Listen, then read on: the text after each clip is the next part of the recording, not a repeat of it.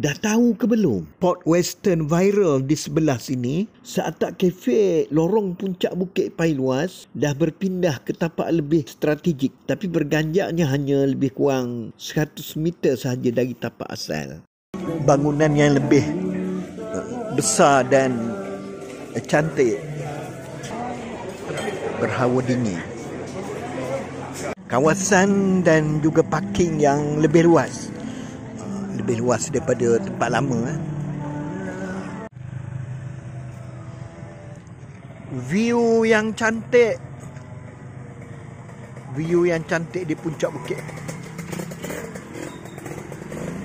Hari ini Rabu 5 November 2025, satu majlis doa selamat dan tahlil diadakan sempena pembukaan Seatak Cafe di tapak yang baru di lorong Lintang ini. Pegawai Daerah Temerloh Datuk Khairul Rizal Ramli diberi penghormatan merasmikan pembukaan kafe.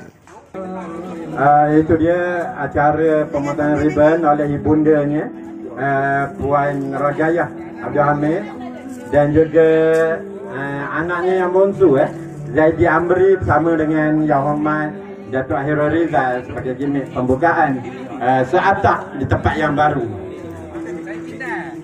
Tidak.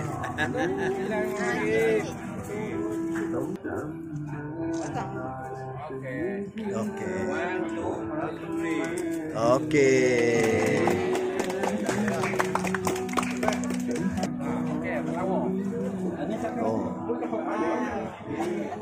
Para tetamu turut dihidangkan dengan pelbagai macam menu masakan yang lazat-lazat.